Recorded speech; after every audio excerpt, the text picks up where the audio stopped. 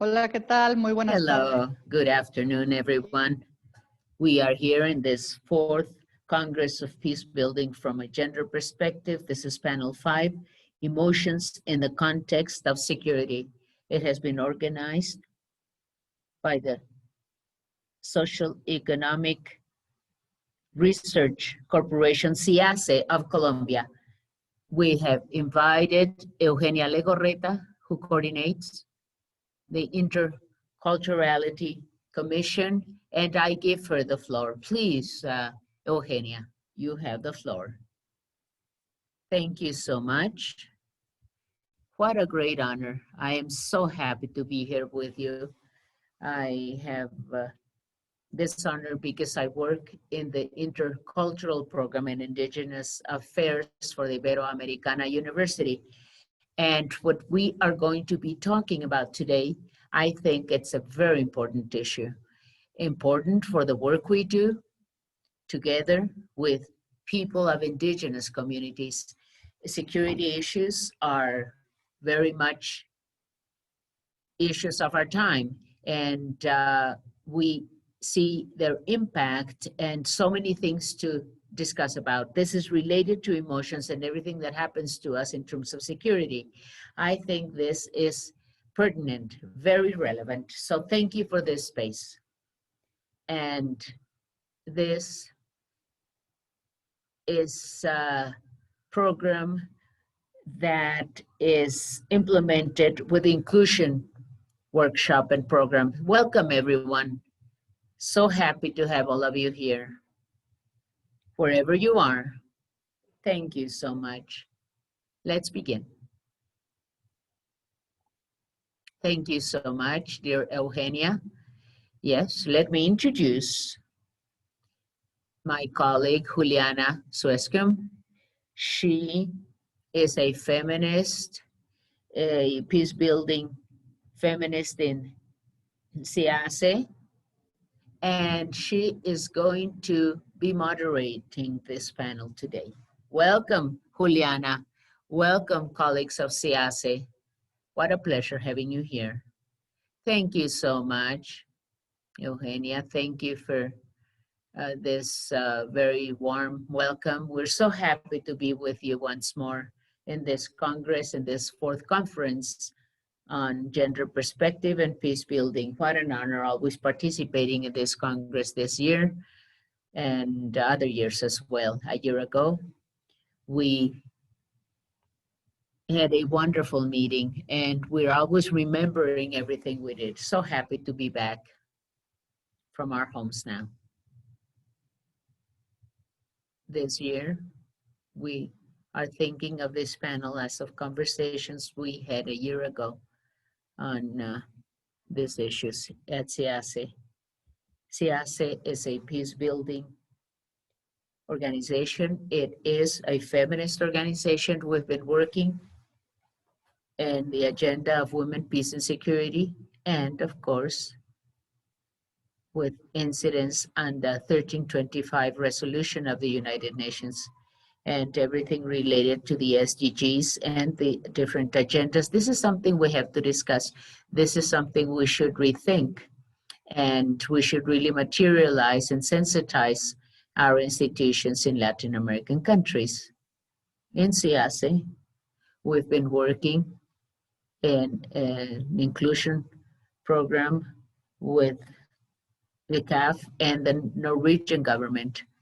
We've been working for about 2 years with them on a process with rural areas and very concrete work in terms of the peace building unit.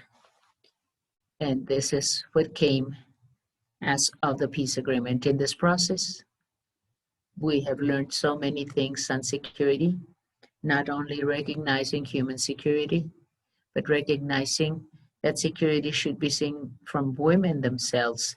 And we also believe that being feminists is not only linked to gender identity, we believe it is also related to relations between men and women and community and all those spaces that are so recognized that we call our own spaces, of course, and identity spaces, and also the different expressions and how we associate our femininity and the feminist issues in our everyday work. In this process, we have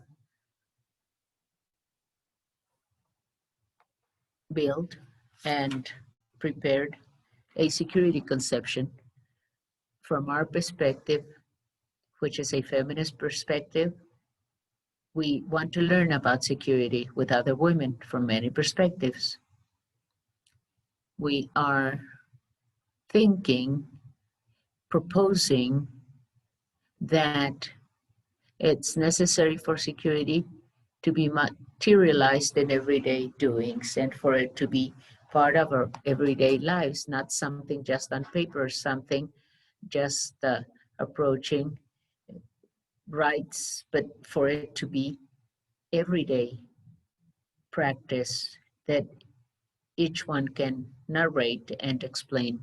We've been building, after our discussions, security in everyday life with 5 components: physical security, political security, economic security, and we discuss about all those securities. We have many agendas, including those items, and spiritual security, which is also very important. This has to be discussed, this has to be shared, and we believe it's also important to understand what is security in a very concrete manner at the emotional level. What is it? This is very closely linked to emotions and thoughts.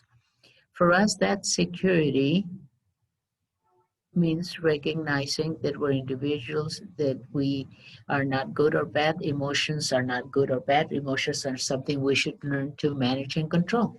And obviously, to have security, emotional security, that is, we have to have the necessary tools to manage that security within this bigger framework. And this has something to do, of course, with something which is important that you've been discussing in Mexico, and we have discussed it here in Colombia as well, from our own experience of the armed conflict, the psychosocial affectation of violence, any type of violence. And the psychosocial affectation means that sometimes, many times, this creates a lot of stress, and many things are questioned and challenged, especially things regarding to dynamics and also diagnosis manuals that basically describe pathologies. One of the things we know from this psychosocial perspective is that one of the impacts of violence may be mental disorders, illnesses, diagnosis of risk situations regarding mental health.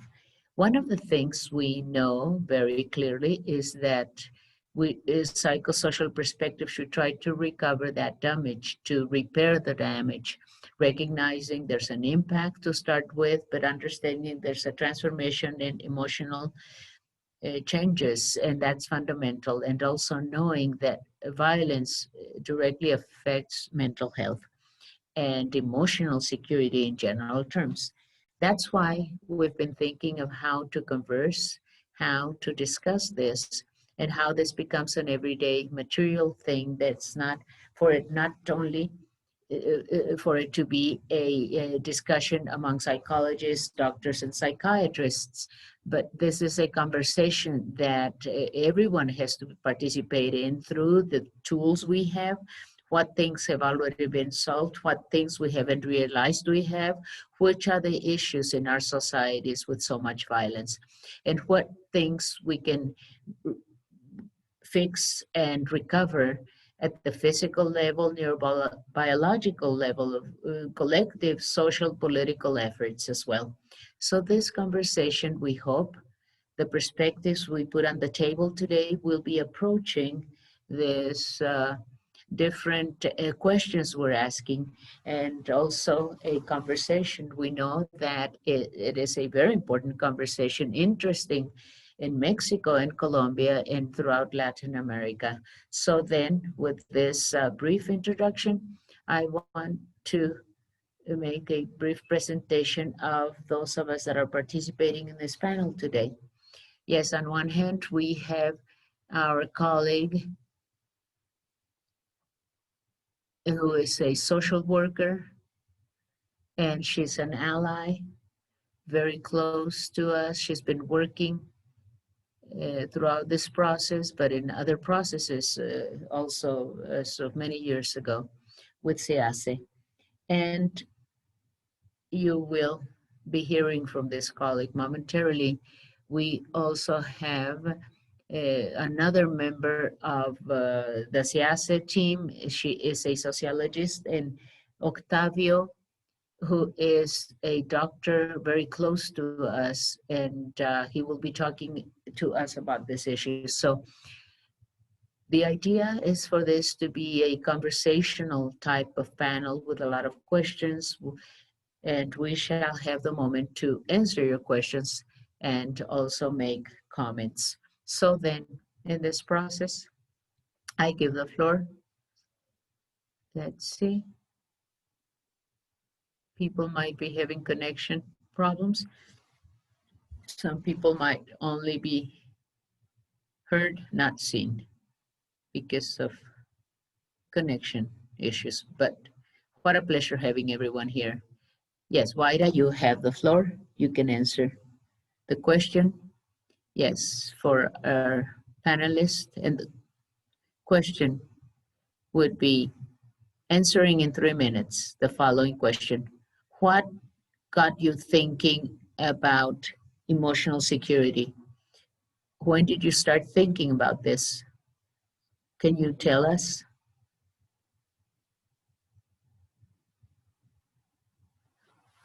What you think, is it a place, a privilege, or does it have to do with intersectionality?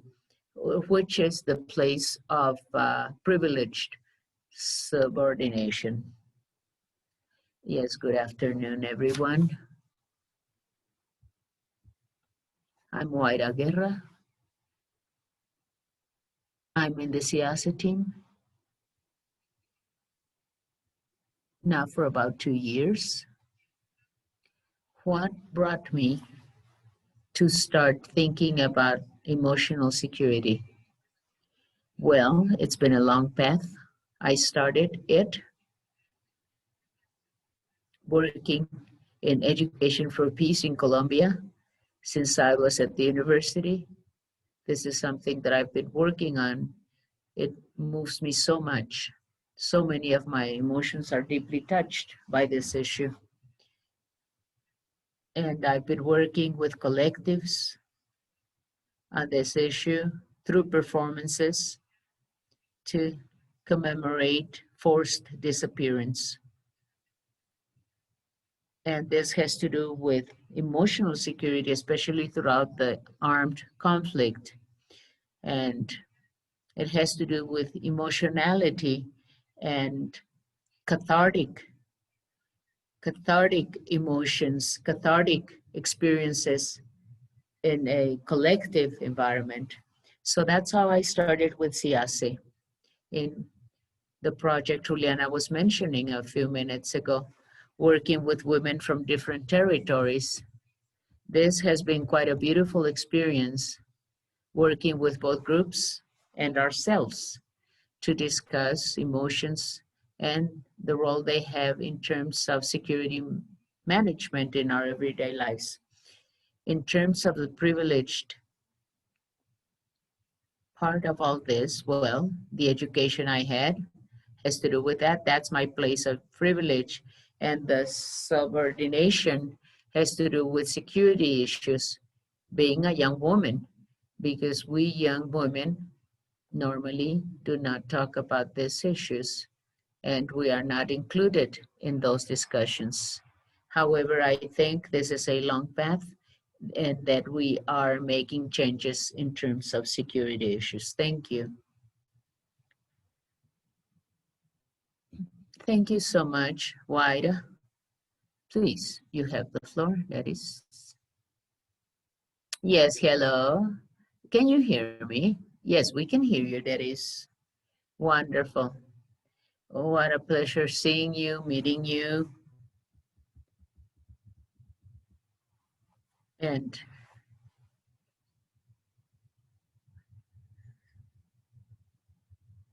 hello, can you hear me?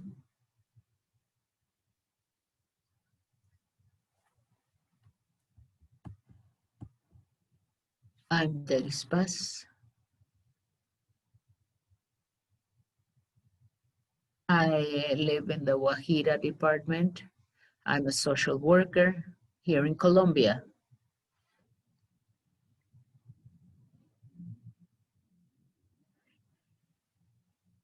I love being part of this process. I started in this process because I'm a victim of the armed conflict. I'm a victim of injustice.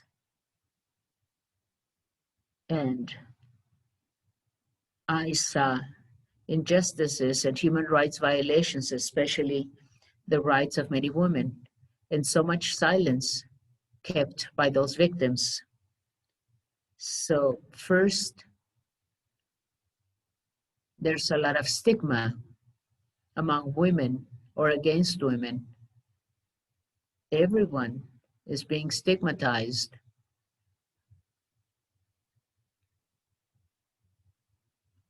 Women that are giving birth can't even cry sometimes when they're going through so much pain giving birth. So there's a lot of stigma and so many issues related to women, yes. And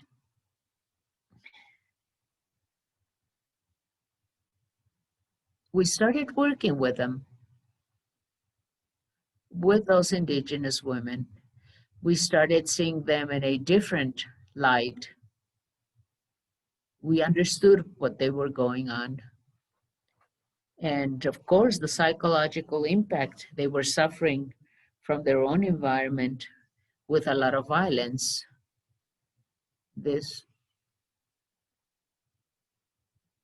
is something that has helped me to become truly responsible, to participate in my community, to be part of the projects in my region. We have so many conflicts, but I have decided to accompany victims because I now understand what social responsibility is all about. And I think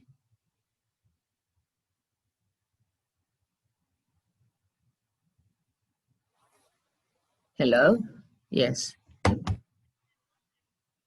Being an indigenous woman, well, I've been getting so much training on this. This is a change in my life. I'm a victim, like I've said, and I've been stigmatized as well. But now I see things differently. Thank you so much, Octavio. Thank you so much. I want to share with you the reason for our being here with you today. First, I want to thank the Iberoamericana University for inviting us through CIEJE to participate with you in this event. We want to share with you the experiences we've had. They are common experiences. I started working on these issues related to emotions and security through a process that I started when I was studying at the Medical School of Colombia. After that, I studied the situation in Spain. I went to Spain and I studied community and family medicine with a psychosomatic approach. I had a scholarship to study clinical science in Paris. And in recent years, I've been working in teaching practices in the United States. So this is the reason for my being here with you today. And I wanted to say, well, there are so many things to discuss on this relationship of emotions and security. We have unequal emotions of sadnesses, despairs, and solidarities, and instability and stability, pessimism, or diplomacy. In the midst of this mare magnum of today's world, I find that a privileged place for me is, first of all, the fact that I am a doctor trained in different disciplines with an approach that I have understood as the totality of things. So it's a biological scheme that takes into account psychological and social issues of health and illness. That's why I believe that's my point of privilege and my subordination point, that I'm almost 70. I have been able to do many things. I have a very interesting life, and whatever is left for me to do is less than what all young people can do now. So then, for me, that's a challenge. And I understand that life is finite, and we have to do everything we can to make this a better world. Thank you so much, Octavio. Now, this is very important for us, for the presentations, not only include our positions, our titles, and what we have done. This has to be a more organic process, thinking about emotions and security, part of our experiences in life. I will tell you what brought me to this. But before that, I can tell you that before being a psychologist, I've always studied peace and the lack of peace. I lived in a region with a lot of gender violence in my own family. My grandmother and my great-grandmothers and my mother herself and my aunts, their situation made me think that what is the possibility of understanding this? I consider myself privileged because I've been able to have an education, and one of the things that we see in our context, being able to have role models as well to manage our own emotions in a healthy fashion, that's a privilege. I believe I have that privilege. And I've thought it's very important to share that possibility of knowing exactly what we are doing. In this context, in Latin America, where having gender identity is very important. It is fundamental to understand this. This subordination means we're in places where understanding gender, well, this is something that means that a lot of the conversations are difficult, but I think being able to live this is very important. After studying psychology, I worked in an organization with psychosocial programs for victims of violence. I thought it was very important to mention the tools life has given me and sharing those tools with my colleagues, talking about their experiences and knowledge. This is something that I've always done. I've been working with so many people, with WIDA, for instance, and other people in the organization. I have learned so many things that have to do with what I am doing now. I think that emotional management process is something we have to talk about. Not only emotional management, but always deconstructing, understanding what emotional management means for many people. Sometimes we mistake this management by controlling emotions. Basically, this is what I'm betting on. And let me now ask the next major question for us to discuss. What is the perspective you each have on this? I want to know what is security, emotions, and the relationship between both terms. This is a question for all the panelists. And if you can close your presentation with a phrase saying what is your biggest learning or lesson that you have learned in this field. Please, Waida.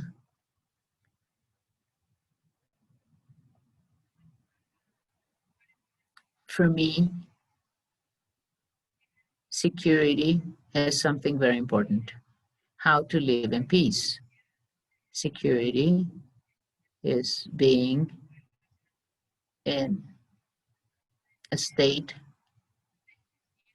of awareness, tranquility, where we can tackle and see risks we face and how the different alterations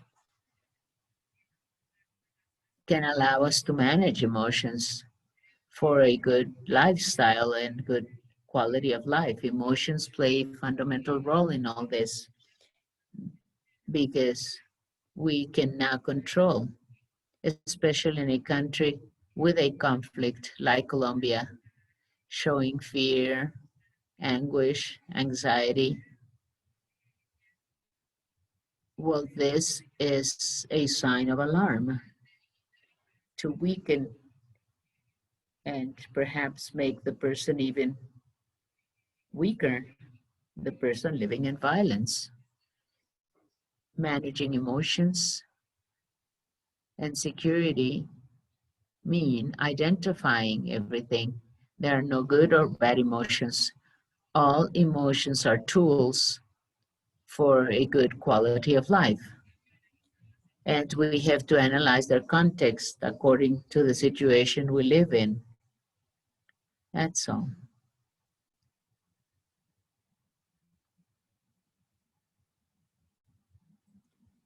Thank you so much.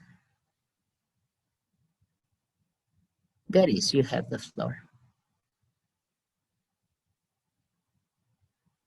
Could you please repeat the question? I couldn't hear it very well. Yes.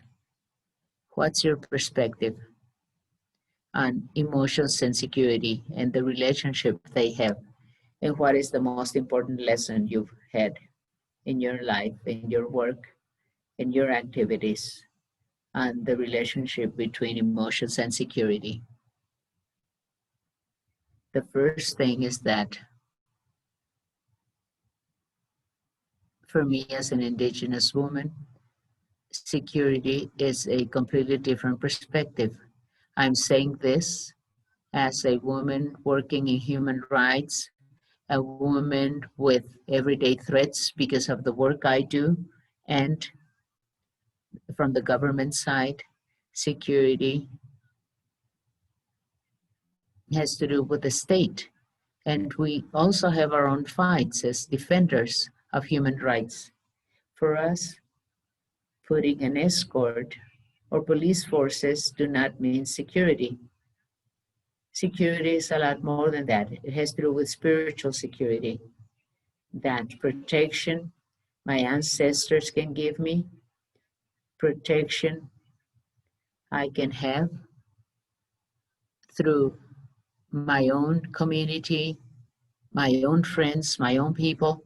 This is related to emotions for me more than other tools. This is perhaps an Occidental or Western way of seeing things, but I relate it more to spiritual emotions and security. And I have also said that a woman with fear, with panic, a woman with various feelings that are negative ones cannot flow in life, cannot carry out a process and her own work. In this sense, there's always an impact. And this I say because of my organizational experience. This has to do with the relationship we have with others as indigenous women. And this is a differential. When we say which are those affectations at the internal level, and I say this when I have fear, I agree with Juliana and Guaira. We've had such a close relationship between sharing very difficult moments when I have felt stigmatized, when I have felt fear to lose my life. I think those are relations that are quite linked to emotions. I relate it in a very negative manner to my life.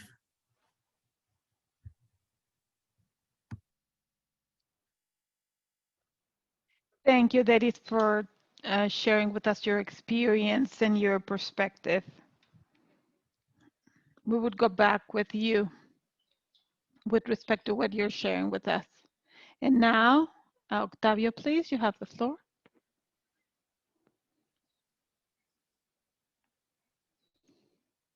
Thank you.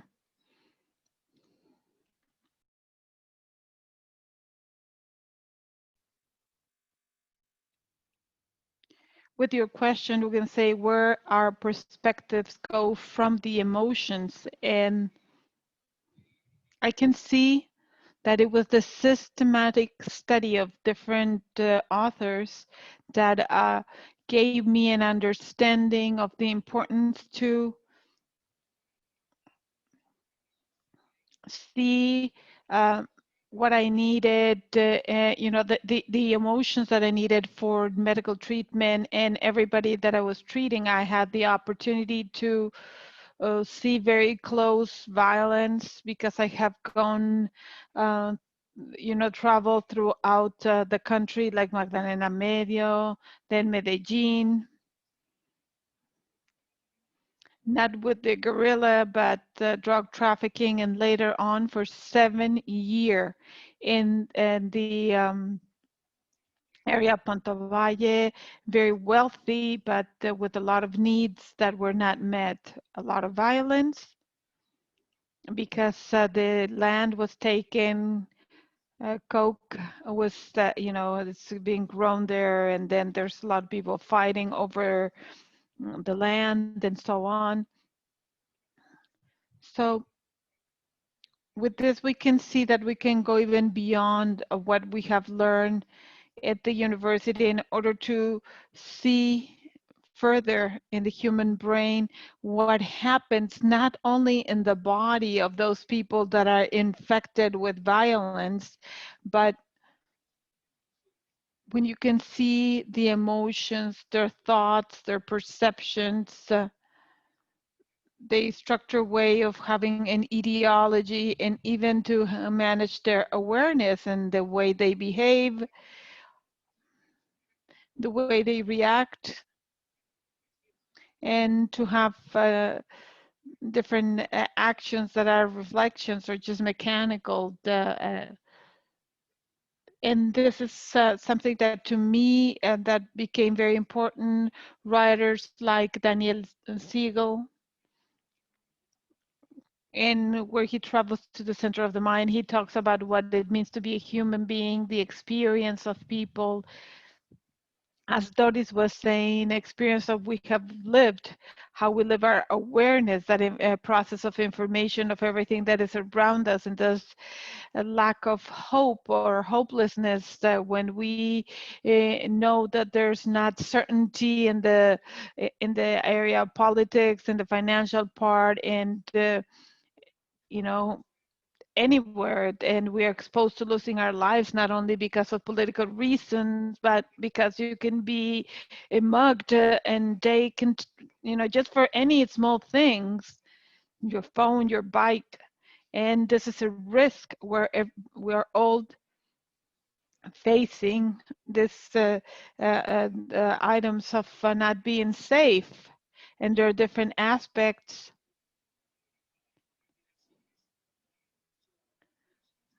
and the different areas that they do not even have fun things that are healthy, but they're affecting also their spiritual part. In this way, I can say that I'm looking through the lenses of different friends, of different professors. I use the lenses of Damasio, who has really looked into the language, the awareness, creativity. Sometimes I use the lenses of Michel Foucault that I had the privilege to meet in France, and I heard one of his conferences over 40 years ago. Sometimes I speak using the lenses of Professor Ramachandra. It's from India, and he talks about different things, about empathy, about egoism, about how singular the humans are. And just to answer the question of Juliana about what is the phrase that I feel closer to this, all this learning as Edgar Morin with 97 years old, the professor of complexity, where I have learned that phrase that says that the only knowledge that is worth anything is the one that is related to uncertainty, and that the only thought that is current is the one that is close to their own destruction. In this about emotions and about safety, my thoughts are that what we learn today can change so fast tomorrow. And this is where I'm going to leave it, Juliana. Thank you, Octavio. Your answers have been brief, and with this we can go deeper a little bit later in our conversation. So one of the goals we have is not only to talk, but to share briefly some of the tools that we have worked with in this process, and talk about emotional management and how we differentiate it. We want to take it more to practice. How is it differentiated about the emotions? We want to take it to practice, and we're going to be doing a couple of activities in 2 different times. And first, we're going to be doing the first one. It's called progressive muscle relaxation. Very briefly, it's not going to be very lengthy, but this is something that we can have longer. We can do it before we go to sleep, so we rest. And this is something that is connected to our body, with the neurobiology of our bodies. It's something that is common to everyone beyond what we go through, our experience, our culture, our learning experiences. And even though the bodies work differently, they have actions where they can have processes of learning, and we can take them to different processes. Guaira and Neris and Octavio talked about awareness, and this might sound like esoterical or metaphysics, but this can be relatively simple. One of the things that we're going to be doing is to relax and to be aware. So I invite all of you who are here to do this activity. This is something that I didn't make it up.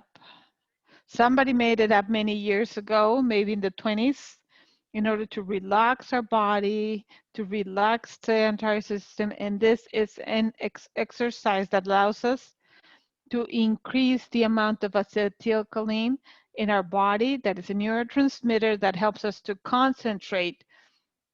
Acetylcholine helps us to reduce adrenaline, that we know that is a neurotransmitter that takes us to stress or to awareness. And this is really linked to our process of being aware, awake.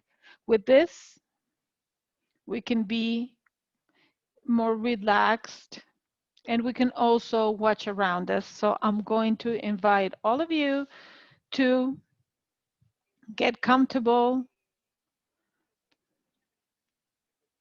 And with this progressive muscle relaxation, is very simple. And we need to put our muscles in tension, and then we relax. And it's progressive because it doesn't have the same effect that if we do this progressively. We're going to do it in 4 to make this very quick. First, we're going to put tension and relax our legs and our feet. I'm going to describe it. I'm not going to be able to show you with my camera. You can do it with your eyes open or closed. Whatever you're sitting, you're going to raise your legs and you're going to bring your feet where you can see them. That you can see your toes, put tension on them, and you can look at your toes and you can feel the tension. You're going to feel tension from your buttocks all the way to the tip of your toes. You're going to feel tension in the muscles of your legs. You're going to inhale deeply. You're going to bring tension to the muscles in your legs. 1, 2, 3, 4, 5. And when we let it go, we're going to let the muscles of our legs go. The idea is that the context of the relaxation is that you feel tingling, that all the muscles are getting relaxed, and that you can let your legs go, your feet go, and if they're just without moving, just those muscles are going to feel relaxed. We're going to bring tension and relax hands and arms, and what we're going to do is you're going to tighten your hands. You're going to raise your elbows all the way high up, as high. We bring a lot of tension to your hands, to your fingers, your wrist, your forearm, all the way to the arm. Maybe a little bit the shoulders. We inhale. Put tension, hold it. 1, 2, 3, 4, 5. We let go, and we're going to let go very softly, careful, but without holding them back. If we want to do this process slower, we can do each muscle separately. Our feet, our thighs, our buttocks. We could also bring tension to our hands on one hand, and each muscle, if we want to do it slowly. We're going to bring tension to the back of our trunk, which is our back, but we can bring the low back, the back part of the shoulders. I'm not going to be doing it, so you don't stop looking at me, but you're going to bend forward. You can even bring your head in the middle of your legs, and you can bend as much as possible. You're going to bring a lot of tension all the way from the lumbar part, all the way to the shoulders. You're going to bring tension, and you're going to hold it. 1, 2, 3, 4, 5. Relax. Go back, lean back where you're sitting.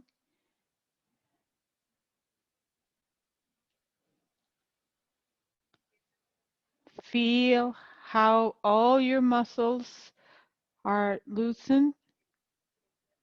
Now the front part, the frontal part is very simple. We're going to bring our elbows to the back part of the chair, and then we're going to bend back. We're going to put tension in the abdomen all the way to the chest.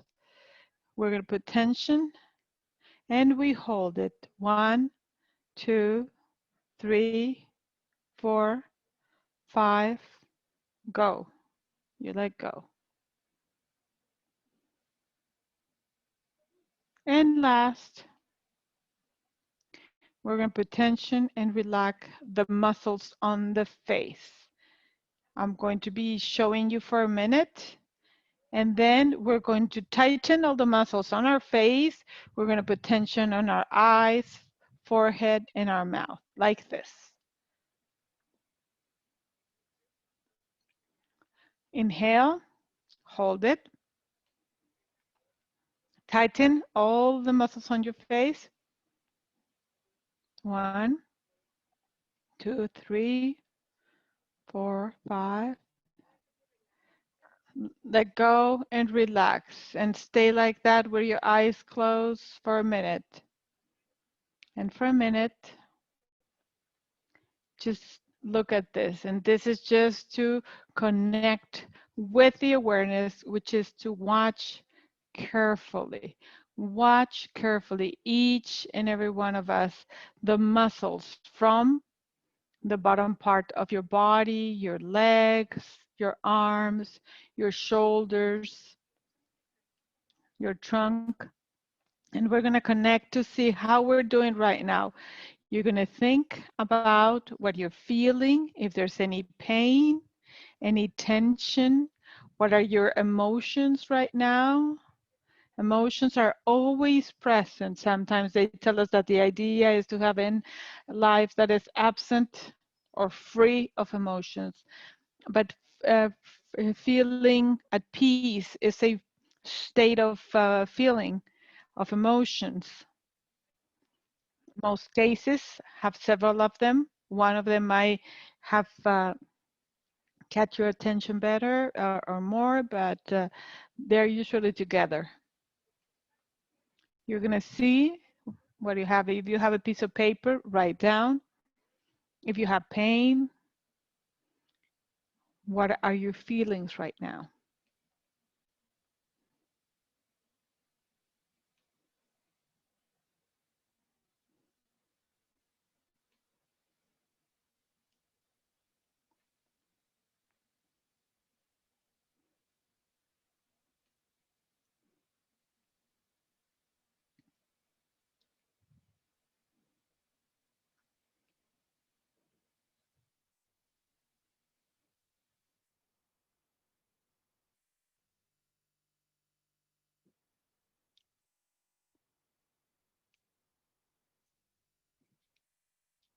Come back to this moment. I hope that you learn how to use this tool of progressive muscle relaxation that allows us to bring our state of alert, stress, and it allows us to have more tools to be aware.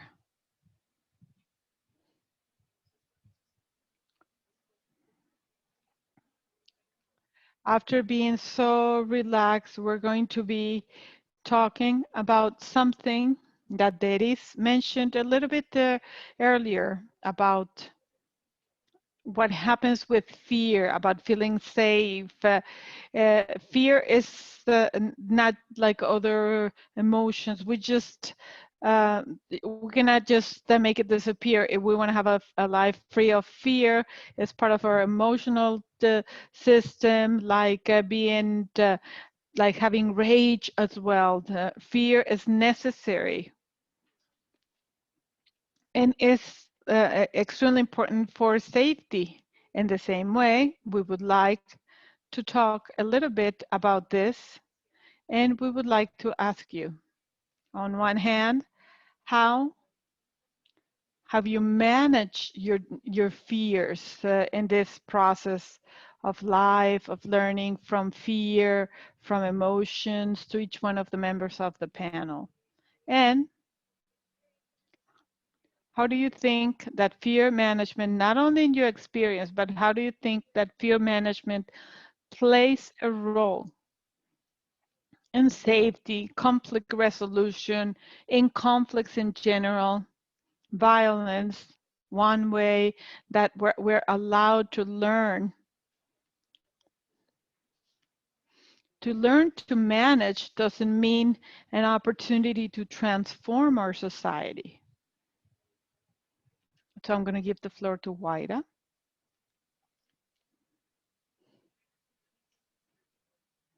With respect to this question, from my experience, on one hand, I'm going to tell you an anecdote maybe. As Juliana mentioned at the beginning, we are working with the police unit for peace building in Colombia. But before we work with them, when I would get close to the authorities, just to talk to them, just to approach them, would make me shake. In any situation, if they would ask me to do anything or any normal procedures, they would say, "Why are you shaking? You haven't done anything." And I would ask myself the same. And then when I started working with OmniPet, I started to understand that the management of fear on one hand, as peace builder, as that the social workers have said, we're in different contexts, in different social groups. We're never taught that fear is also a tool for communication, because in armed conflicts, like mine, it could be a tool to look for empathy. And when I started working with this group for peace building, it was really nice because we started looking at our experience. We're also afraid. We're afraid when we don't know what to do because we are there for conflicts. We don't have enough tools to be able to manage fear of other people and to go into dialogue, police or civil society. So I believe that on one hand, fear can be a tool that when it's used for peace building, and on the other hand, as Juliana says, this is also a tool that allows us to foresee risks. I was talking to a psychologist and she was saying, if you were not afraid, you wouldn't take care of yourself, and you could also have a problem and with other people around you, and we don't want to live with fear. We have to live with each situation so we can communicate with others.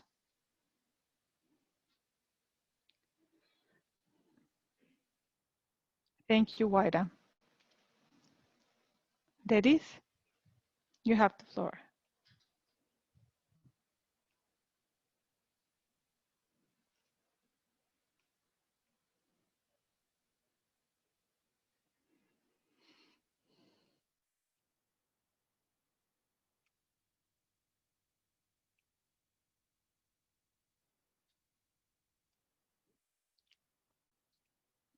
Where it's the connection is not very good. It's getting worse. Dedis, are you there?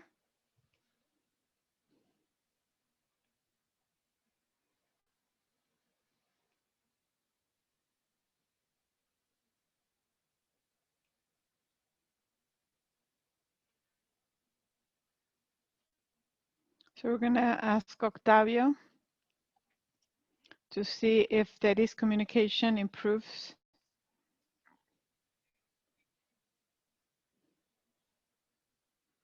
Okay, we're going to wait for Dedis. And the way Juliana wants us, we're going to share our experience around fear and how we have been able to solve conflicts in collective and individual surroundings. Fear is an emotion that it's there, as well as many others. You know, being, you know, there are different emotions, fear, you know, rage. We can be afraid. We can feel rage. We can be afraid of objects. We can be afraid of people. We can be afraid of circumstances.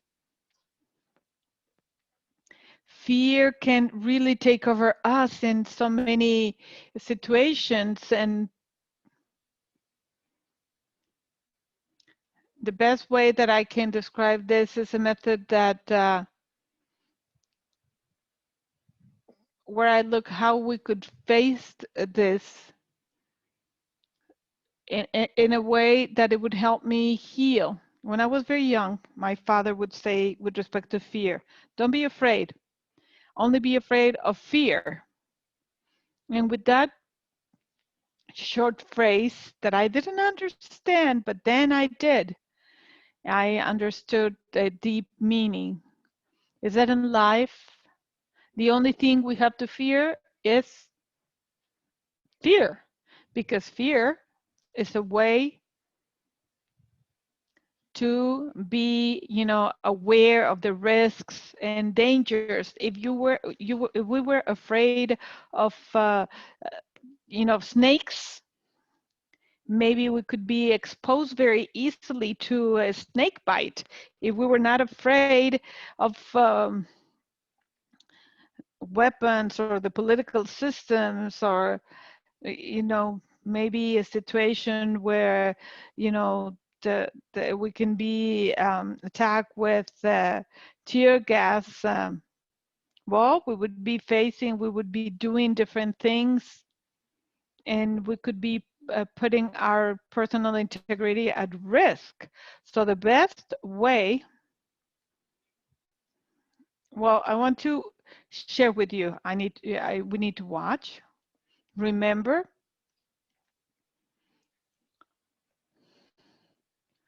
there used to be a person that was afraid of a surgery. And we had to postpone the surgery when it was very important, because this person was so afraid of dying during surgery that it made it impossible to have it, and we had to put it off. Often, fear just freezes us. We lose the capacity of perception, so we need to watch carefully and gradually analyze things about what are really the implications of fear when people might be afraid of water, of a swimming pool. We can't just throw somebody into the pool just to make them, you know, lose, not be afraid anymore, right?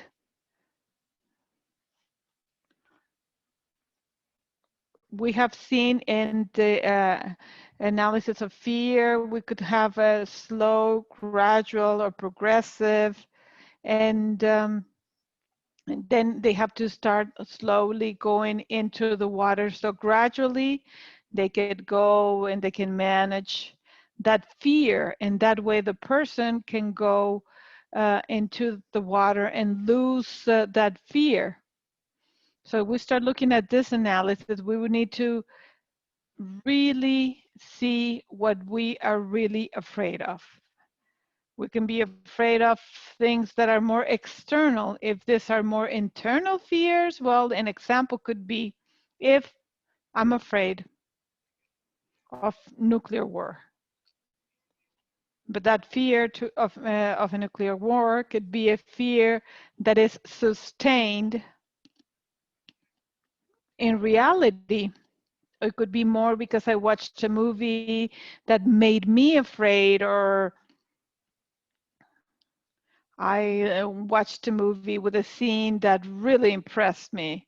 So we start discriminating whether the fear is really taking over our entire body, then it's not going to comply with or fulfill its purpose. So if we're afraid of taking a bus in Latin America to go on the road, well, that's not normal.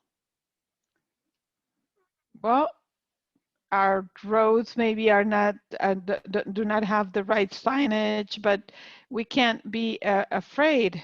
The emotional situation may be filled of voids, of anguish, of conflict, frustration, and we must assume that and help them. It could, somebody can be afraid of just getting on a plane, and this can turn into something deeper, something that is very practical. And this is not a strange force. It is our answers where we can discriminate, and this makes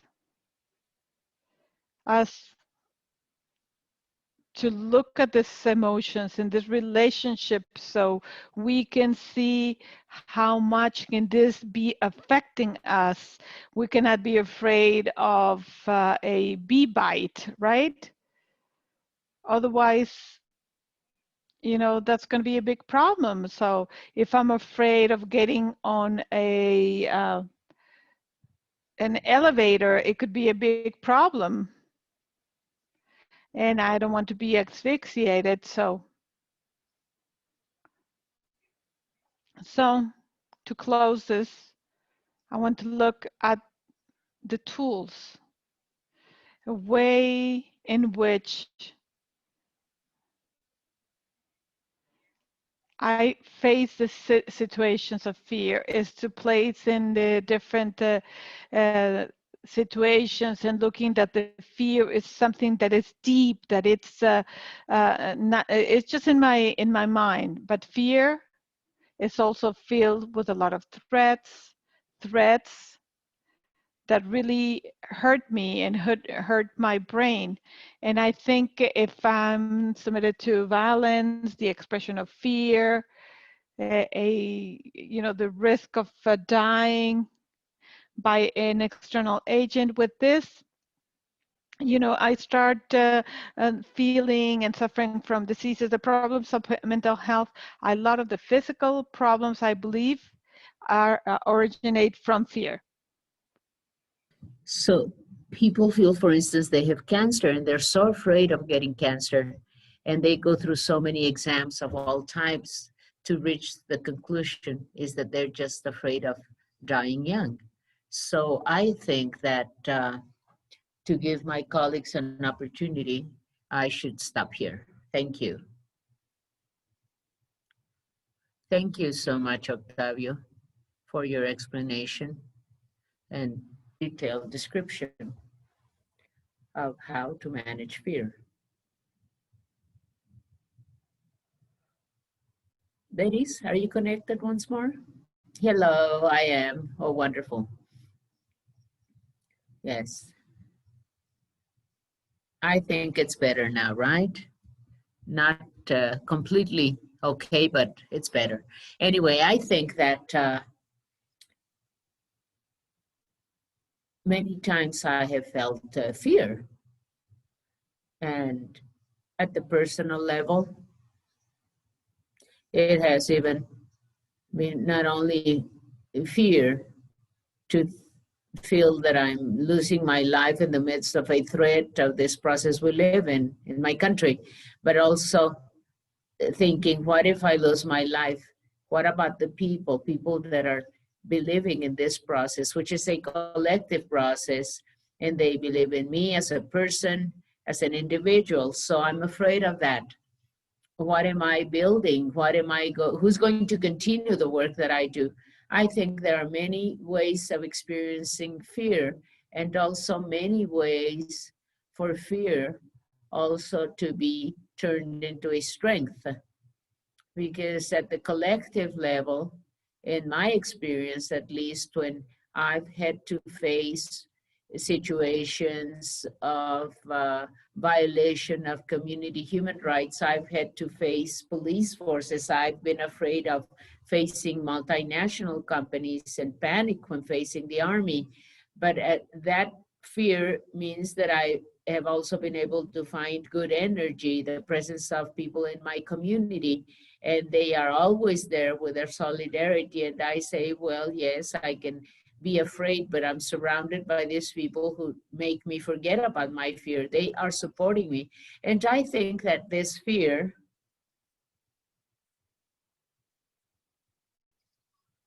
is exactly what has also allowed me to move forward. The fear, well, I have my family, I have a daughter.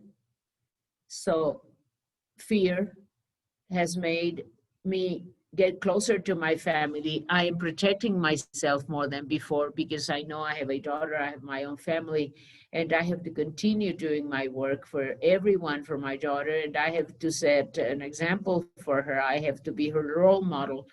So I think fear and security, they have a very close relationship, and this is a fundamental thing for us in the process we live in as women, of course, and I've experienced this type of fear or many types of fear. I've tried to overcome fear in the midst of many experiences I've had, even with you in the workshops. Sometimes I'm walking out of the street. I don't like to walk on the street alone, especially if I see motorcycles, because things have happened. I've been robbed from a guy on a motorcycle and I start shaking. I'm really afraid. When I see the motorcycle, I start shaking. I think the guy is going to attack me. My body's reacting because it has gone through so much, and that's why I really feel terrible panic to be walking out on the street alone. And then I think, well, I'm an indigenous woman, and maybe that's why. Maybe I'm not so used to walking out on the street, and I'm used to going on dirt roads or country roads and things like that. But I think this is internal fear because of many situations we have gone through in life and the way we relate to others. So I think that in terms of my experience and in terms of other people's experiences, we all see how this fear allows us to become stronger, to get up and walk once more, even when we fall, and to raise our voice as well.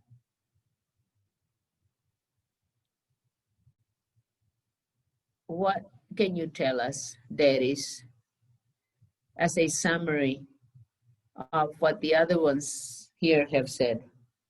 I think there's a fundamental issue, fear, taking into account this last intervention by Deris. Fear connects us with life. So this is fundamental.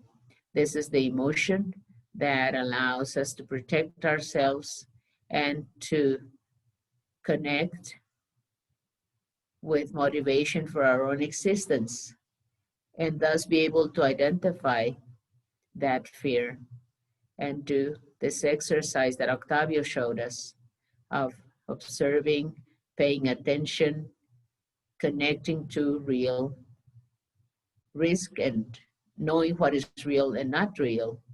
This is very concrete. Generally, fear in our context of violence is exacerbated not because of everyday fear. This is the one we can manage, but also fear to lions, snakes, and other risky elements we might find in our life. Life makes us, for instance, fear motorcycles, as that is just explained, or also fireworks. People are very much afraid of fireworks because they are living in contexts of war and they hear a firework and they get very nervous because of the violent situation they live in armed conflict. One of the things we've learned is that we have to identify managing that type of fear. But there's another fear that I wanted to discuss with you, and later we can go on to another question. Fear of others. What happens when that fear of others is connected not only to other people, but to the guy on the motorcycle that might harm us, but afraid of talking to people who think differently or our everyday life? What happens to fear of police forces, people wearing a uniform, and we are afraid of them, especially if you're part of civil society, because we go out and demonstrate all the time. So you see a policeman, anyone wearing a uniform, and some people say, well, those strange people, those weird people, transsexuals, homosexuals, lesbians. How is this connected to something we've been working on? Those of us who work with women in civil society, we know there's a reactivity of civil society vis-a-vis police forces. How can we manage this reactivity? Just watching our own environment, learning exactly what we're afraid of. How do we react? I wanted to ask you, what are the risks of that reactivity? How can we reduce that reactivity? And instead of it, what can we replace it with? Please, Octavio, you go first. I am trying to get a slide here. I want to show you a graph. You've mentioned a fear of others. Fear people feel when they live in their own territory trying to survive. And they grow coke, poppy flowers for that. And they're afraid they're going to be invaded by men with sophisticated weapons to destroy their crops. And all those circumstances that are so terrible and demolishing that mean these people are this structured, and fear those people feel because they have to repress others on behalf of the state with certain policies. And so everyone's afraid of everyone.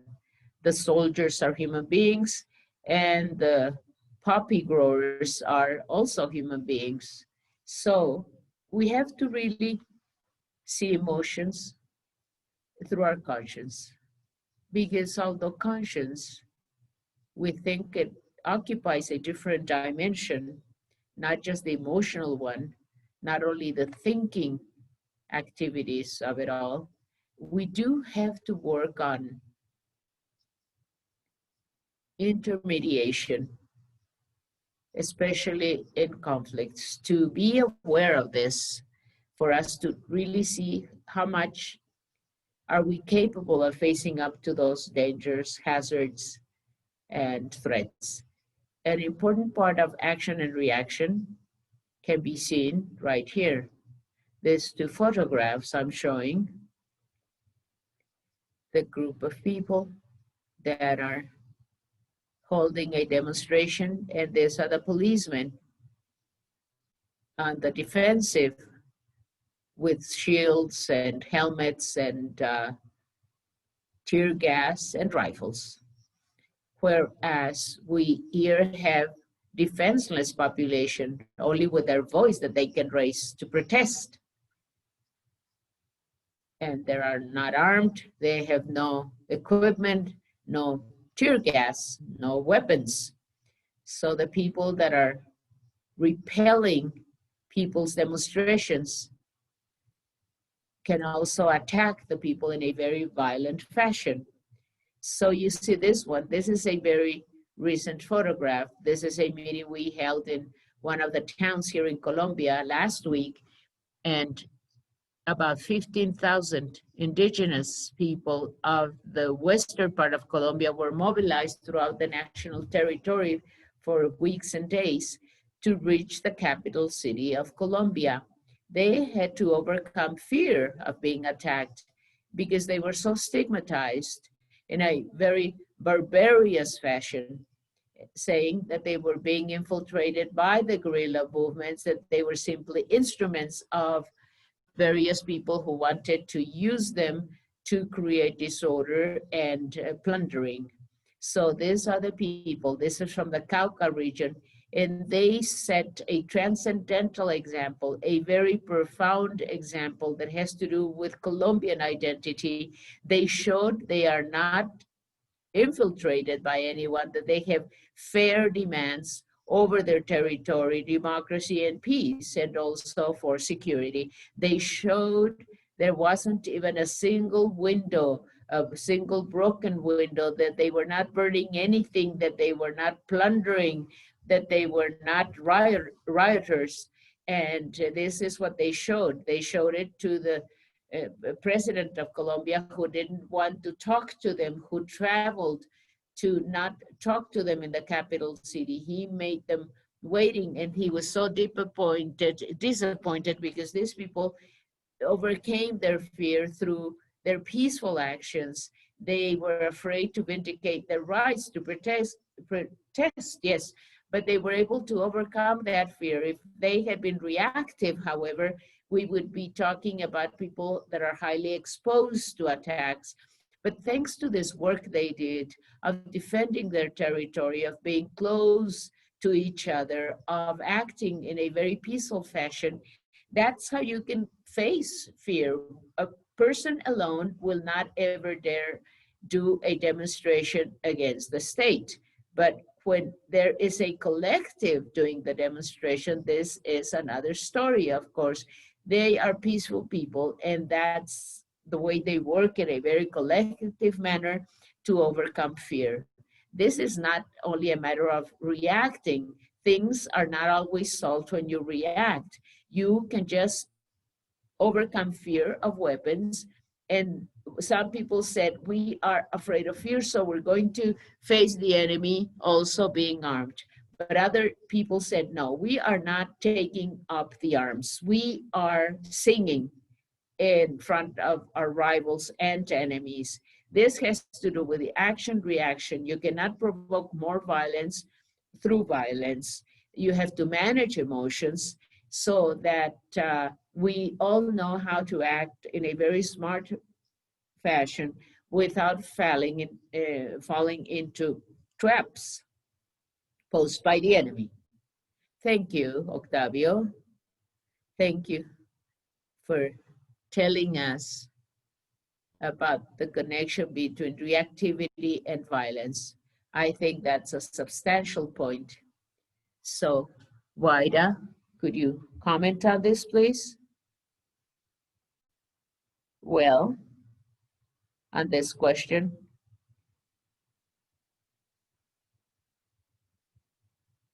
I think that as peace builders, as social scientists, we are carrying stories related to fear, but those stories belong to other people. Sometimes we don't manage that. And in moments of risk, we place ourselves in even greater risk, where we cannot even hold a dialogue because we are remembering the stories of conflict victims that we carry with us all the time. So part of that fear is our own fear, and part of that fear is shared fear or acquired fear. I think that in this process, well, I haven't so many years of experience like Octavio and you, But what I have learned recently is that we steal stories of people who have been in conflicts. And this is really harming us because we are peace builders, and sometimes this is blocking our possibility of holding a dialogue with others. So I think reactivity is exacerbating fear. It is something that has to do with the context. How do we place ourselves in that context? How can we really take distance from that situation to analyze the situation? Sometimes we just simply react in a very violent manner vis-a-vis a situation, a person, or someone wearing a uniform. There are different triggers. The uniform can be a trigger. Yes, a helicopter can also be a trigger. So I think all those triggers make us react without even thinking how we are reacting, because these are hidden emotions we have. And it really depends on the context. And I think that, as Octavio said in his presentation, we have to remember the relationship we have with others. As civil society, we have built a different society with the indigenous guards, for instance, and how that security body, it's a communal police force in some parts of Colombia. And we trust them. We sit down and talk to them because we see them as the public force. But I think that we have to open ourselves to holding dialogues, even though we believe they are impossible dialogues. And we have to go beyond the uniform part, or go beyond a political armor or shield we might be wearing to protect ourselves, or at least thinking we are protecting ourselves, or even protecting ourselves against the social class differences or academic differences, to find commonalities, common points of things we cannot sometimes even visibilize, to lower the activity level and to open a dialogue. For that, we have to find common points that we might find even from places of difference, to build peace and paths that will allow us to live without fear. Because I feel that in Colombia and Latin America in general, the whole world is living through a situation in which fear is the first tool for elections, for instance, to have structural reforms. So we are afraid of many things, of structural changes or implementing those changes. I think we have to turn things around. I think we have to face fear and replace it with empathy, to start a dialogue that we might deem impossible, but it is possible to have this dialogue. It's a necessary dialogue for us to carry out our peace building activities. Yes, thank you, Waira. Deriz, yes. We lost you for a minute there. Are you there, Deriz? Well, maybe later. She's not connected yet, yes, or some other time.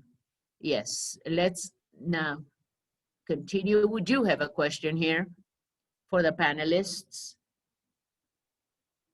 Let me read it textually.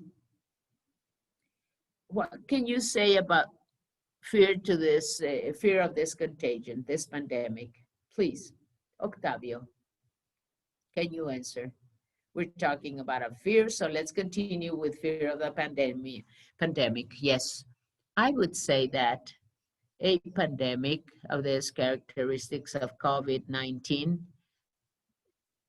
this is the syndemic more than an epidemic.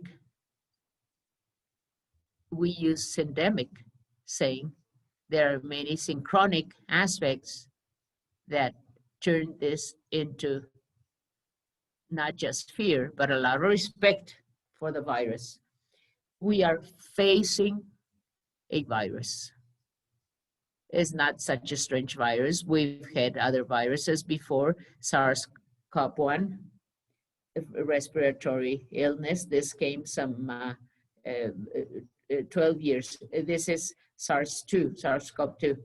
This is COVID-19, SARS-CoV-2. So this has no treatment yet, no specific treatment for it. And the contagion mechanism is supremely subtle and easy to be infected. It affects all social sectors. It respects no condition of any type.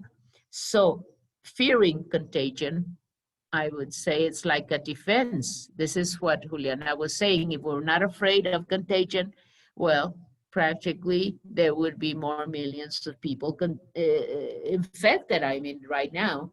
So over 1 million right now, over 1 million people cases and over 46 million people infected throughout the world. At least that's what the record says, and this is growing, and we can continue increasing the number of infected people. So the fear of contagion, or the respect of contagion, I would call it, even respected for this endemic, this makes us have a high value for the preservation of our own personal integrity if we were not afraid of it. And there are so many behaviors of social indiscipline we see. It's because there's a challenge, and the challenge is that some people are challenging what they think it doesn't have much importance. It's not important. They say, I'm not going to be infected, and that's for the senior citizens, for the elderly. But we have seen how many young people who have broken away from social distancing measures, who are not wearing a face mask, not washing their hands frequently, well, they've been infected. So that's the beginning of this pandemic, of this endemic, and people of over 60, 65 years of age were dying. Well, now a lot of young people are dying as well. Why? Because they lost the fear of the pandemic, because a lot of the people in governments, a lot of the public officials were very responsible. I'm talking to people in Brazil, for instance, in charge of working in pandemic. They denied the existence of COVID-19, and also the very radical management given by the US president, and how they were mocking in England. Johnson was the prime minister, was making fun of the virus, so people lowered their guard. They thought nothing will happen to me, but a lot of things have happened. That's because they were following the example of their officials. There's no vaccine yet. This means we don't know what will happen. This is very uncertain. In my family, we've had people dying of COVID-19, friends, very dear friends, they and their parents dying of COVID. When you see that this infection is not a generic thing, and the people are dying, but not many people, when you see people so close to you dying, being infected, dear people that you have in your life, so this means that you truly understand how finite life is, because COVID is not only a disease like AIDS. AIDS kills as well, but for AIDS to kill, a long time has to go by. But COVID-19 can kill in a matter of days. COVID can kill a person, like a doctor that I had who died the day before yesterday without having absolutely any symptom. At 2 p.m. he felt he was suffocating, and he died a few hours later. So this means that this uncertainty, this anxiety invading us is fundamental, and it's real. There's a virus that's covering the world, and we have to respect it. So this is a very valid question, a very good question, especially right now, because humankind is facing a terrible challenge right now. And this has to do with very adverse circumstances. That's why we have to have absolutely all the protection in the world, and we have to be very, very careful in terms of our own health and the lives, our own lives and of other people. Thank you, Octavio. Waida, would you like to add anything, please? Well, I think it's quite an interesting question. This is something I've been thinking about throughout this pandemic. I think, in part, it is a tool. Fear is a tool to prevent contagion and for contagion to continue increasing throughout the world. But I also think that if we relate it to security, it's also fundamental to descale fear by being cautious with a threat or with a contagion. This has to do a lot with individual care. I think this pandemic is placing a new challenge before us, and a good part of us are thinking that self-security means collective care and individual responsibility for other people's lives and for our own lives as well. So that's why we've also seen that this fear, more than fearing the virus, I think this is for people who do not have the protection elements, who do not have the necessary biosecurity measures. Well, they are feeling this fear of losing their own identity. I've identified as a sociologist that wearing a face mask, it's very difficult for many people because they lose their identity behind the mask. How are they not showing their face? So this is a limitation against their own personal freedom, but they have to realize this is collective, that you are taking care of yourself as you take care of the others wearing the mask. How can we strike a balance between the situation we are now experiencing with COVID-19 and our own personal freedom? And the freedom, how is this freedom allowing me to take care of myself and take care of others as well? So I think fear, on one hand, we have to continue having all the prevention measures. We have to continue using this as a tool to protect ourselves and to protect also the environment and context we live in. But we also have to concentrate on discussions of fear of death in our families and our communities as well. And this is something that it will allow us to understand this better and to have a better position of empathy and say, well, these are the tools that I have to overcome the situation, but which are the tools that I have to continue having a healthy life, emotionally healthy life, because we see how many people now are really going through our own testing. Some people are getting depressed, some people are very lonely because they live in this lockdown, the quarantine, the confinement process. So these are terrible emotional problems people are having. We have to look at reality. We really have to be very clear, understanding that we have the tools to overcome coronavirus. And this is what Dr. Octavio has said. Well, like Dr. Octavio, it is the medical personnel, the medical staff that are so exposed. We have to continue protecting ourselves. We also have to think of a new life in which our emotions will allow us to tackle and to have a dignified, a worthy, dignified life with high quality. Thank you, Wida and Octavio. In this conversation with respect to COVID, I'm going to the last question of this panel. And it's that in general, and talking not only about emotions, but about taking care and safety, one of the things that we have seen is that emotions, because of our patriarchal society, are broken down in female or feminine and masculine.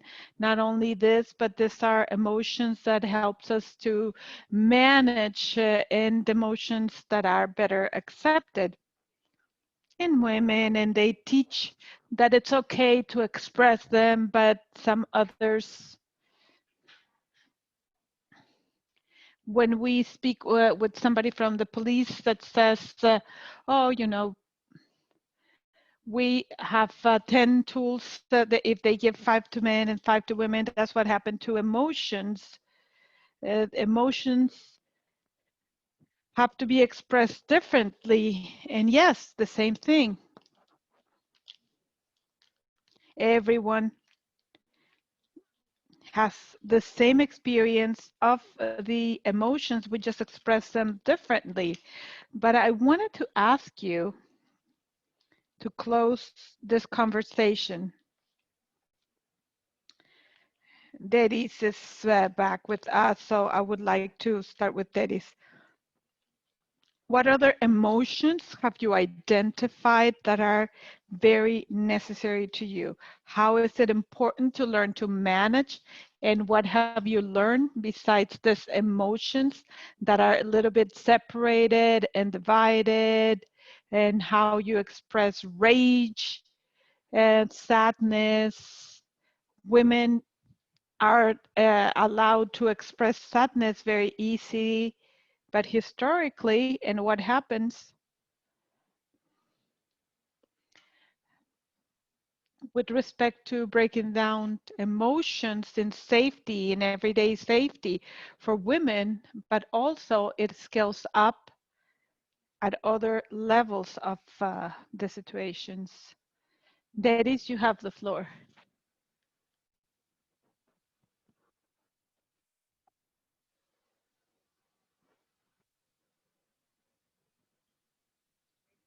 Dedis, can you hear us?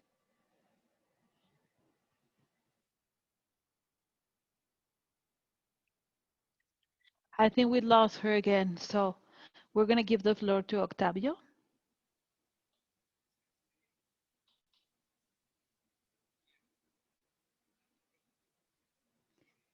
Your question is whether other emotions are related to safety and how can their management could help us to scale up in life, and how can we link this with what we can see in everyday life, and everybody from their own experience could tell us how they see this gender divide of the emotions and how this affects safety as well. Yes, when we associate feelings, they're different than emotions from the point of view of science. We separate perception, emotions, and feelings, thoughts, and awareness. We see this like diverse situations in order to be more, to be clear and for education purposes. We can say that feeling, we could say more like an emotion that we think. One thing is the emotion, what we feel, the feeling, and what's the, when we think about this emotion, about this action. And there we find that this can be associated to feelings of hope, gratitude, admiration, shame, satisfaction, love, respect, complacency, trust, pride. So this is a broad way to see how emotions can become feelings when we think them and we analyze them. And this has been mentioned over and over: physical, political, economic, spiritual, cognitive, emotional, and we can say environmental as well. This varied expression of feelings varies according to the personal circumstances of everyone. Those circumstances that Pierre Bourdieu was discussing when he used to say that the social agent talks to the outside, but it's conditioned the way that it's going to react because the historical system and social relationships are part of that individual.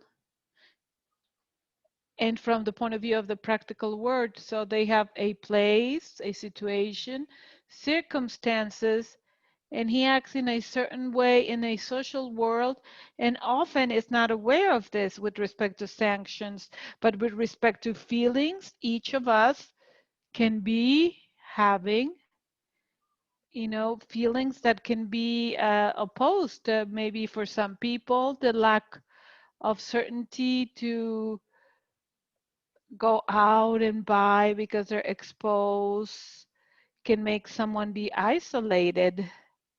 And maybe other people in front of that same circumstance, they might say, well, I don't have much to lose. I leave my cell phone at home and I'm not going to take my wallet. If they mug me, they're not going to take anything. So this is kind of confusion because it's a feeling that nothing's going to happen to me, but often those people that walk around without a cell phone and without a wallet, they really hit them with a knife. So next time they have something, and this is something that we usually say, here you go, so you have something to take with you. And this is people that were murdered or were hurt because they didn't have anything to give up when they were mugged, so they wouldn't lose their life because they didn't have anything. And with this, I want to say that feelings are varied. Some people in front of this current situation, they suffer from anxiety, and some others are at peace and they trust that everything will pass, that this is just temporary. And in this order of things, I want to say, and I want to take on an idea,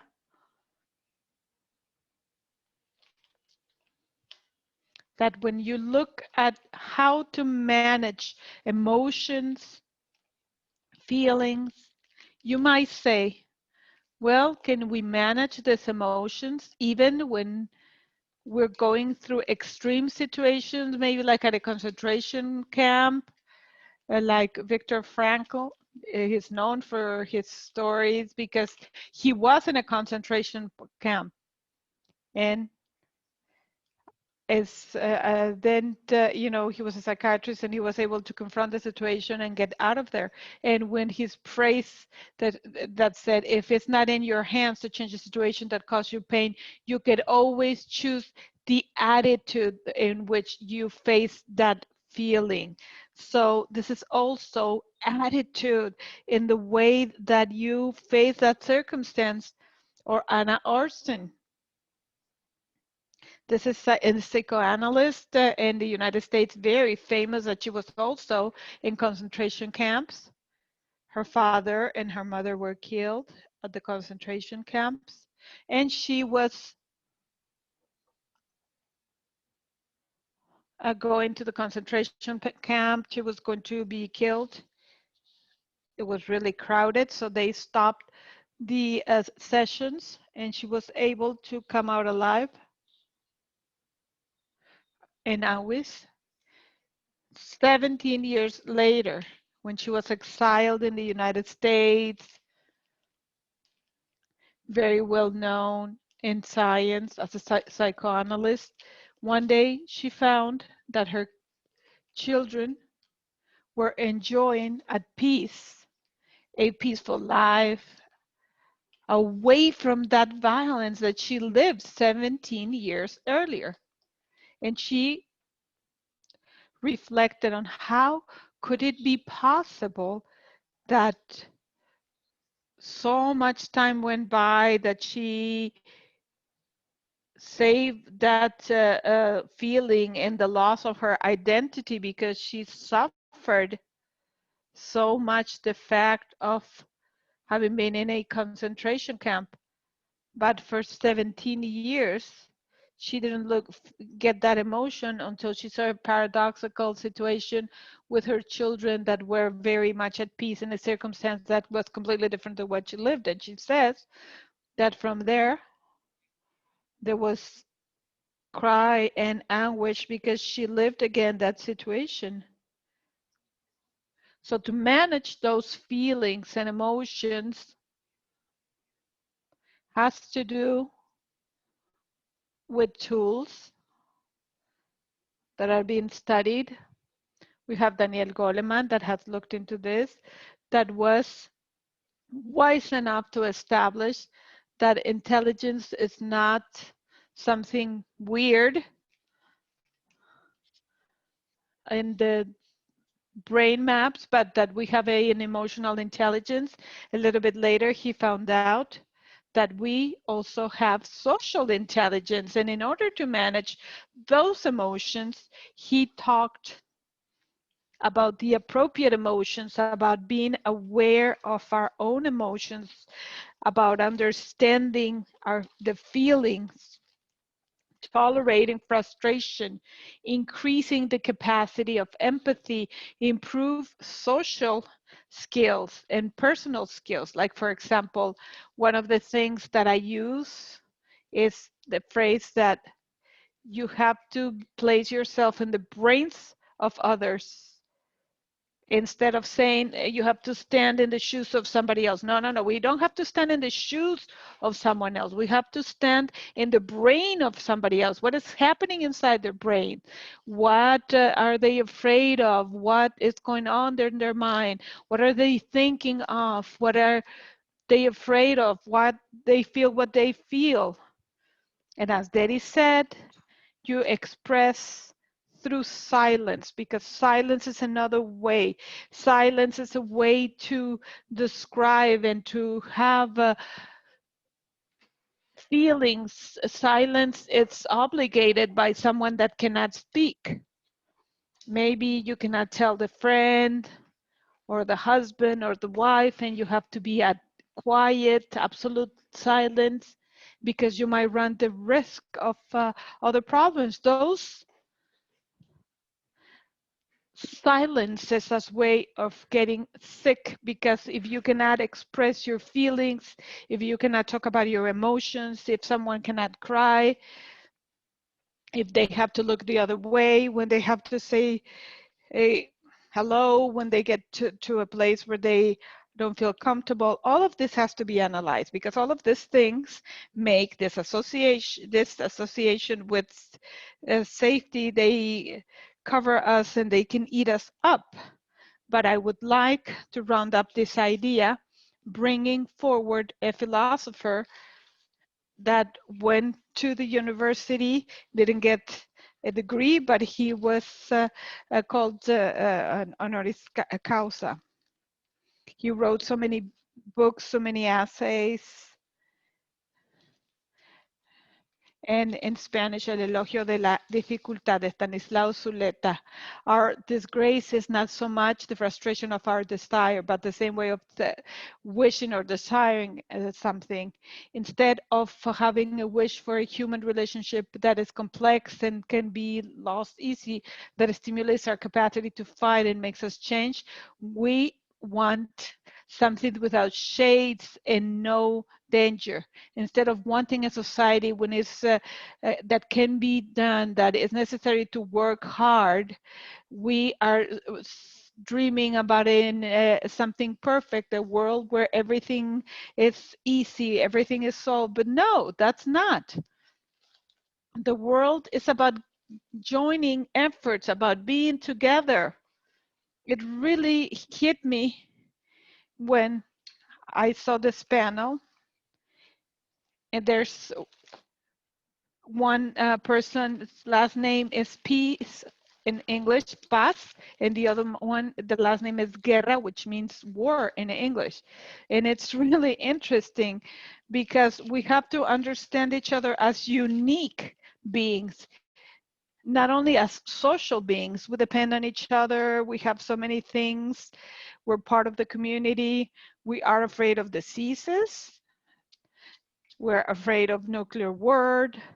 No, we are afraid of armed countries. We are afraid of so many things. And because of that, we have to be capable to face those emotions and those aspects that are related to safety. Society that is patriarchal and so full of machismo, and this is something that imprints emotions that are associated to safety and that make people not feel safe, not even at home, as well as social violence. We know that the perpetrators are often close. They're not even outside. They are often inside. They're often a relative, sometimes even the parents. So this reflection, just to tell you that there's so many challenges in the management of those feelings associated with safety, and to be able to face each circumstance with energy and enthusiasm given to us, knowing that we need to survive these elements and to look to move forward. Thank you, Octavio. Deris, you have the floor. I'm really sorry because I look for different ways to participate. Well, things happen this way. I've seen and I felt so many things. I feel powerless, anguished, but also I'm happy because at the end of the day, I have been able to contribute with what I had to contribute.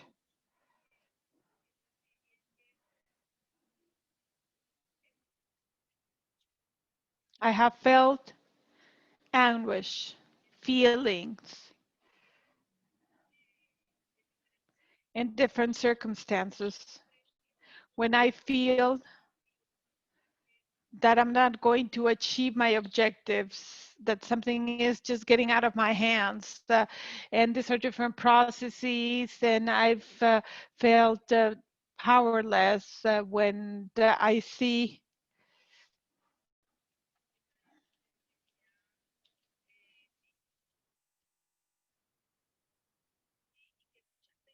and maybe a lot of women that I've seen that have suffered from physical, psychological, sexual violence, and sometimes we're not even aware that we are being victimized. And maybe I can get there and I can tell them, look, you can't, accuse your husband because he is hitting you, because he is damaging you, because he is damaging you psychologically. He is really hurting you inside. But at the end of the day, if there's no awareness of what this means really, then we're not doing anything. This has really made me powerless. This has made me feel so enraged when we have seen the files of disease, at the police station, and maybe the files have disappeared. And I think these are a series of things that awaken this type of emotions in us as a woman, as defending human rights. That I might say, well, why am I being threatened? Politicians that have done different things. We try to bring awareness, but maybe try to change.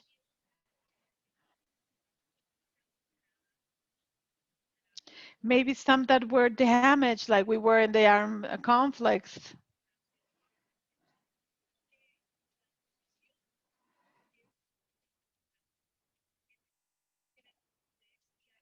We don't want to continue doing your work. We don't want, all these groups to continue the processes for the defense of the rights. When they have said that, I felt upset. I felt powerless. But sometimes we're attending workshops when they see how women are empowered, how we are more aware, and how we know our rights. When we see that indigenous women's and part of this indigenous women that all of a sudden, you know, we have left other parties to hurt us, because today, as indigenous women, we are empowered, and beyond being victims, I think that we are a bridge for women that are now empowered at a higher level. I think I felt a lot of positive and negative feelings that have helped me to tolerate better, to learn, and somehow have helped me when there's conflict, whether it's personal, organizational, group. I think that this feeling that I have experienced in different spaces and in different contexts has helped me face the different situations. Right now, when Mr. Octavio was talking, I felt anguish. My this a necklace that it's that is for good luck broke in my hand, and maybe it's because I have all these emotions, but this means that something might not be okay, and that's the way that I took it, and I felt anguish, and then I said, no, this is an answer. I'm going to find by a thread. I'm going to tie it again, because that's part of feeling safe. It's part of my emotions. Thank you. Thank you, Deris. We're so happy to be able to see you on the screen at last before we run out of time. Waida?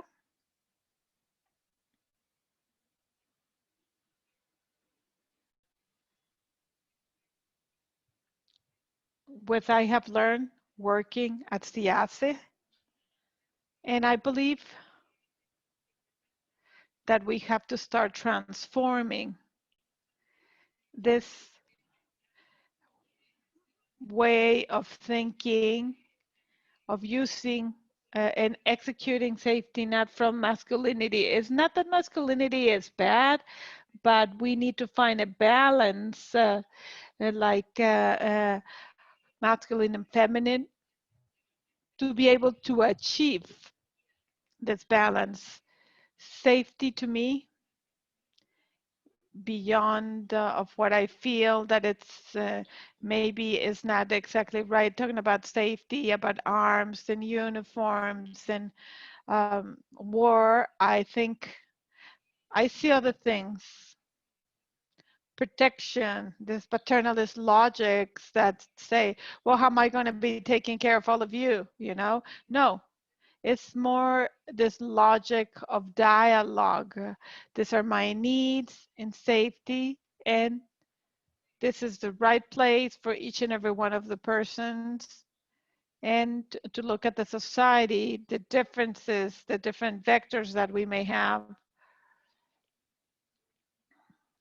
like gender, you know, looking at the different age groups, at the different, you know, sexual orientation, all of the different vectors that say there are different types of people, and we cannot just generalize this, and this brings a challenge to feel a feminist safety that can guarantee the rights and a dignified life of each person.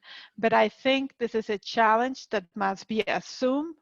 And as we heard, I think it's a really nice call to think about spiritual safety as an access that really looking at the being afraid. I don't know. We have seen different situations or different things that we're not able to achieve from our own thoughts to express this, to be at risk. But you cannot just go and tell somebody, you know, I feel this or I feel that, because obviously about safety, about the safety structure that we have is not designed for this, to think about all the spiritual risk and the cognitive risk. And I think if we're thinking about political safety, about emotional safety, and all of this makes us gather tools from the emotions in order to say safety has to be concentrated in the strength, and the strength has to be, we need to discuss this. Safety has to be discussed. And we have to take care. And what is linked to what's feminine and the feeling of care more collectively, and not some, against others, and it's not just one-sided. Thank you, Waida. Thank you, our two panelists. Thank you, Waida. Thank you, Waida.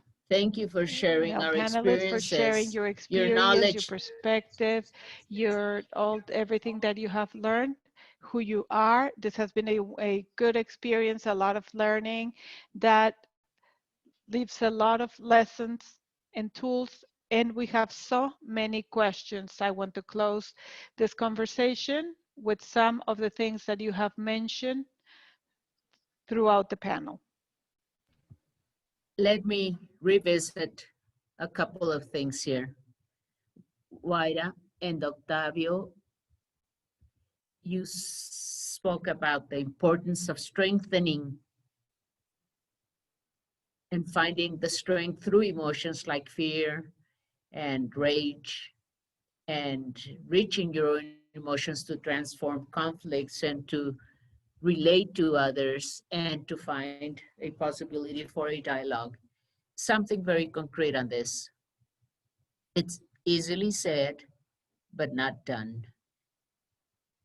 When we are so burdened with so many emotions, that is, thank you so much for sharing your own experience on violence, and we're overwhelmed. I understand that this is an everyday thing we have to do. We are emotionally exhausted, and that risk of being emotionally exhausted, well, this is something we have to overcome because we are repressing many emotions. What we have to do in this process is to look for the way to decompress, to flow, to go with the flow, and to manage emotions, and to have a closure process.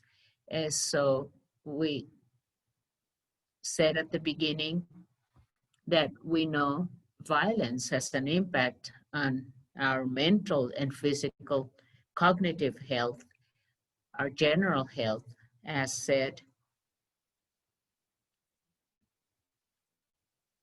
by Octavio from his very comprehensive view of seeing things. We want to invite you not to lose out on the importance of emotional management. It's not just a matter of calming things or ignoring things. We have to manage emotions because they represent so many things in our lives, even physical disorders or malaise. Yes, we have a question here. Yes, please. Can we answer the question? Yes, Octavio. Perceptions. What are perceptions? But before closing, let me tell you about psychosocial perspectives. It's not just a matter of accepting we are getting this impact of the armed conflict. Instead of rejecting diagnosis, well, diagnoses are also an indicator. So we have to take them into account. And people working in mental health, we have to look at this, always look for alternatives to understand impact of violence and the psychosocial approach. Violence is something that has so many elements. and it has extraordinary consequences because violence is also an extraordinary element in our lives. We have to look for creative tools, the possibility of stopping violence, physical ways, biological, psychological ways, using tools of our own thoughts, emotions, and spirituality, social issues, political issues. This is an invitation, like Wida just mentioned, not losing sight of always recovering our emotional state. There's always a possibility of having emotional recovery.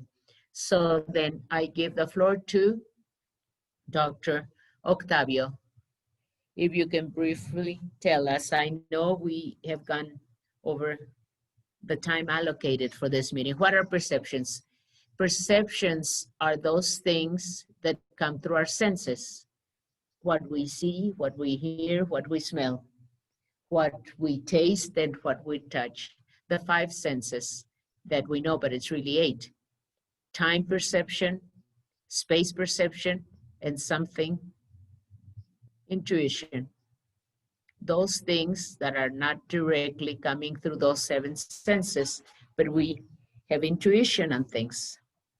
They become emotions when they start producing certain transformations, physiological transformations in us. They become feelings when we think about those emotions. They become ideas when we start elaborating on them, and they become conscious structures when we really take full awareness of what is happening within us.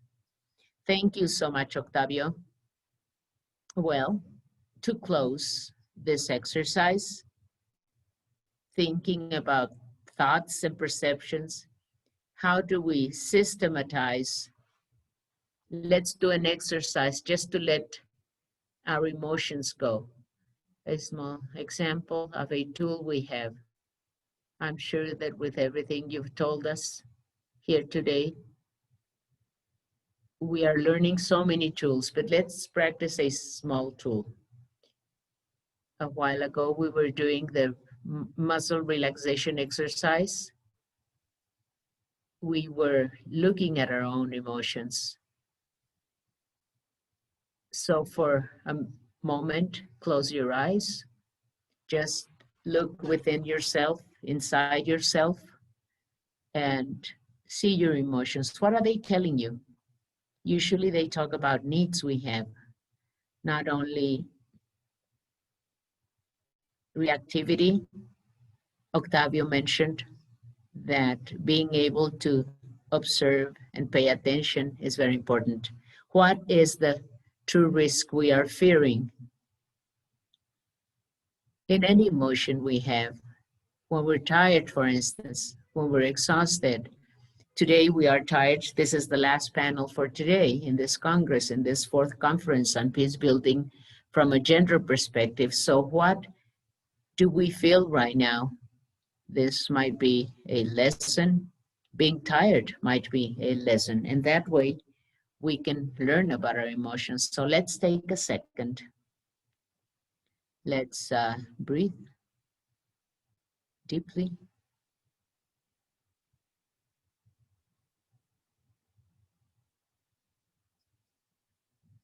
Let's listen to our emotions.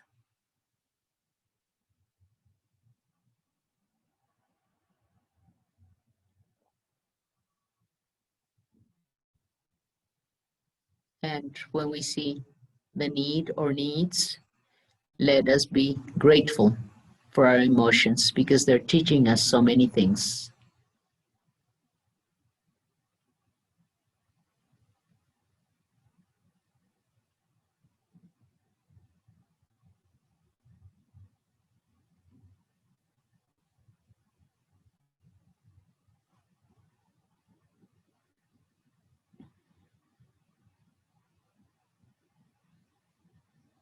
And with this brief exercise, we thank you so much for your attention, for your willingness, disposal to listen to us for this 2 hours and 10 minutes, 8 minutes rather. We hope you are taking with you a lot of lessons, questions, and We are looking forward to seeing you again very soon. Thank you.